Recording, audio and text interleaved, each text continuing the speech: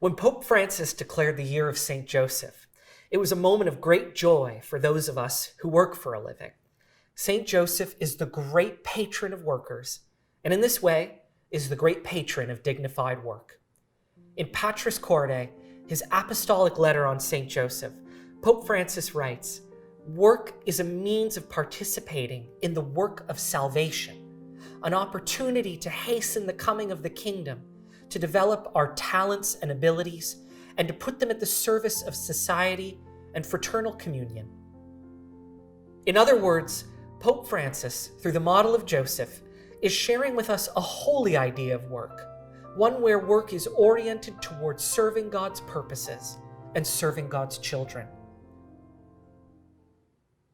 It is a Catholic idea of work, opposed to contemporary notions of work as the purpose of existence, and work as the source of a person's worth or value.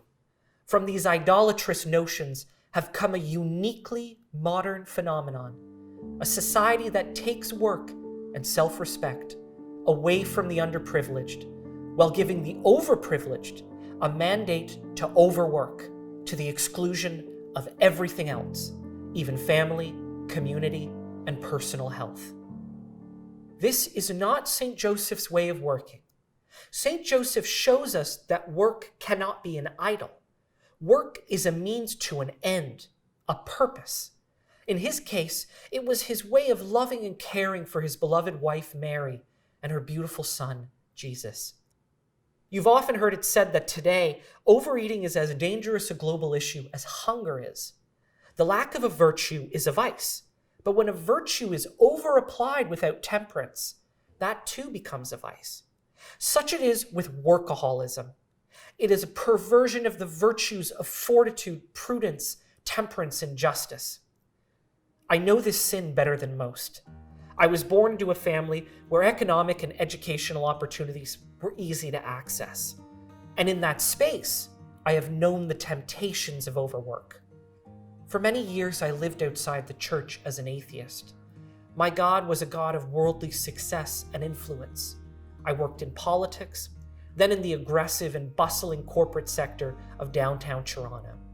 These are both places where workaholism abounds.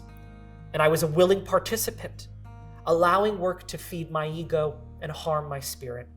Endless hours, endless ambition, and not much of anything else. After returning to the Catholic Church, I slowly awakened to my sins. Suddenly I could see how workaholism is the idolatry of work. I made work about me, my little successes, my little ego, where my work, instead of my God, was the purpose of existence.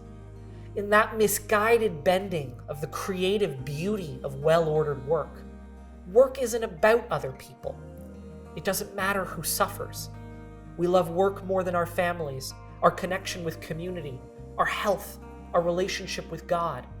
If we're making decisions that harm other people or the environment or those we love, it doesn't matter. What matters is the self-importance we get from work alone, the sense that our life matters only because we achieve more than others.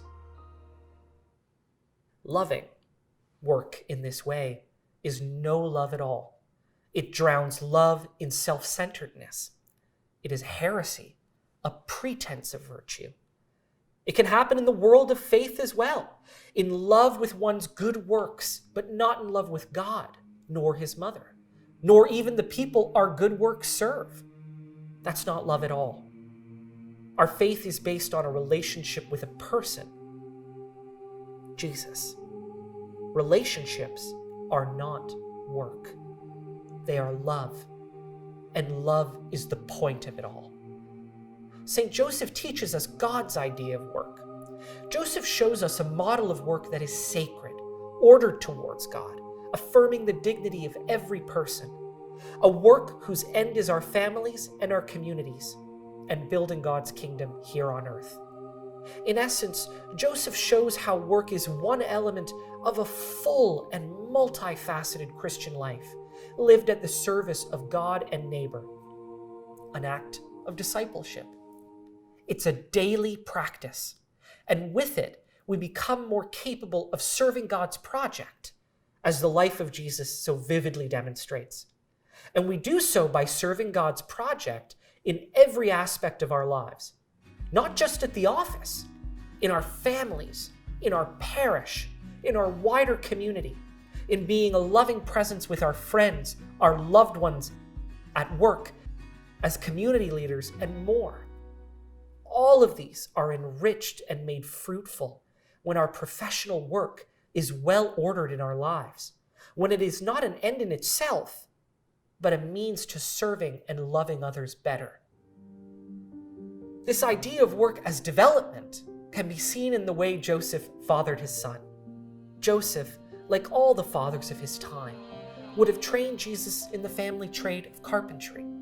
It was in working and mentoring that Joseph would have guided Jesus to Judaic virtues, prudence, temperance, fortitude, and more.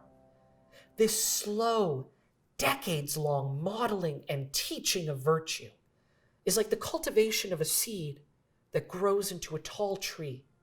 As our human virtues expand, we are able to do more and model more for others in the service of those we love and those in the broader community. God can use us more fully for his purposes. This is how St. Joseph guides us to a holy idea of work and not an idolatrous one. Work that builds the kingdom. And it's a good lesson for those who face the temptation of too much work in their lives. St. Joseph, pray for us and lead us to our rightful place in the work of our lives, serving God and serving our neighbors.